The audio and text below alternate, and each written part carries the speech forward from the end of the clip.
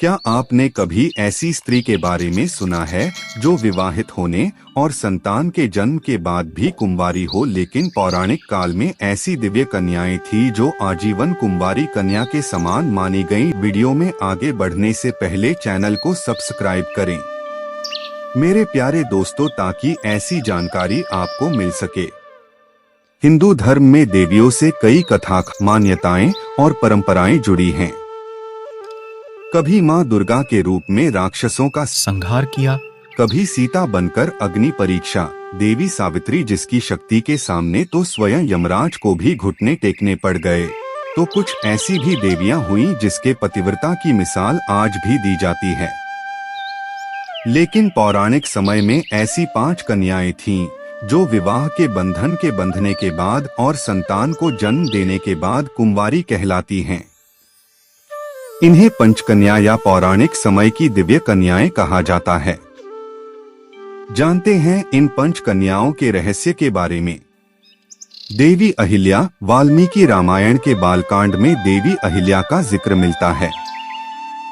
अहिल्या रूपवान होने के साथ ही संस्कारी, सुशील और पतिव्रता नारी थी। अहिल्या का विवाह ऋषि गौतम के साथ हुआ।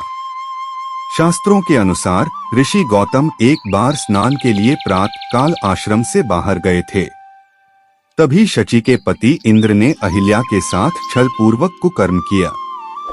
जब इस बात का पता ऋषि गौतम को चला तो उन्होंने इंद्र और अहिल्या दोनों को श्राप दे दिया। देवी अहिल्या ने ऋषि गौतम से क्षमा याचना भी की और कहा कि इसमें उसका कोई दोष नहीं है। लेकिन गौतम ऋषि नहीं माने और अहिल्या को श्राप दिया कि तुम शिला बनकर निवास करोगी। त्रेतायुग में जब श्री विष्णु राम अवतार लेंगे तब उनके चरण रज से ही तुम्हारा उद्धार होगा। इसके बाद राम भगवान द्वारा अहिल्या का उद्धार किया गया है और वह आजीवन कुंवारी कहलाई। द्रौपदी, शास्त्रों के अनुसार द्रौपदी का जन्म यज्ञ से हुआ था। द्रौपदी सुंदर, धीरजवान और पवित्र महिला थी। कहने को तो द्रौपदी 5 पांडवों की पत्नी और 5 पुत्रों की माता थी, लेकिन इसके बावजूद द्रौपदी सदा कुंवारी कहलाई।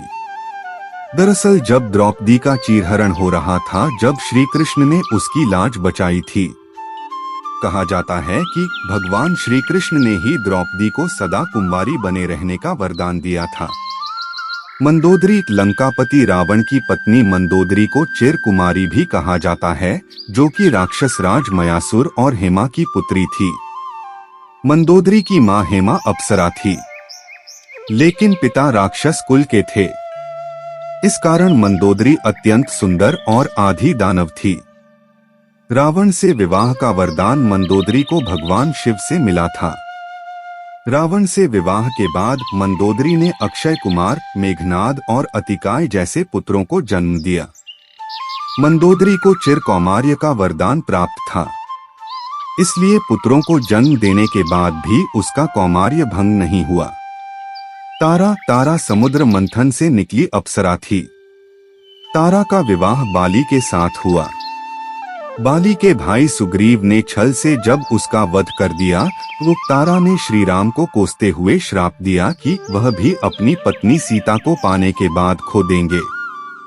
साथ ही तारा ने यह भी कहा कि अगले जन्म में बाली के हाथों ही राम की मृत्यु होगी। इसके बाद द्वापर युग में भगवान विष्णु ने भगवान कृष्ण के रूप में जन्म लिया और उनके इस अवतार का अंत भीलजरा नामक शिकारी के हाथों हुआ, जो कि बाली का ही दूसरा जन्म था। तारा को भी आजीवन कुंवारी रहने का वरदान प्राप्त था। कुंती महल में आए महात्माओं की सेवा करती थी। एक बार महल में ऋषि दुर्वासा आए हुए थे। कुंती के सेवा सत्कार से ऋषि दुर्वासा प्रसन्न हुए और कहा कि पुत्री, मैं तुम्हारी सेवा से प्रसन्न हुआ हूँ, इसलिए तुम्हें एक मंत्र देता हूँ। इस मंत्र से तुम जिस देवता का स्मरण करोगी वह तत्काल सामने प्रकट होकर तुम्हारी इच्छा पूरी करेंगे। कुंती का विवाह हस्तिनापुर के राजा पांडु से हुआ, लेकिन पांडु को यह श्राप मिला था कि अगर वह अपनी पत्नी कुंती को स्पर्श करेंगे तो उसकी मृत्यु हो जाएगी। लेकिन उन्हें इस बात की चिंता रहती थी कि उसकी मृत्यु के बाद कुरु वंश समाप्त हो जाएगा। कुंती को ऋषि दुर्वासा अद्भुत मंत्र प्राप्त था, जिससे कुंती ने धर्मदेव से युधिष्ठिर, वासुदेव से भीम और इंद्रदेव से अर्जुन को पुत्र के रूप में प्राप्त किया। इस तरह देवताओं से संतान प्राप्ति के बाद भी कुंती का कौमार्य पवित्र माना गया।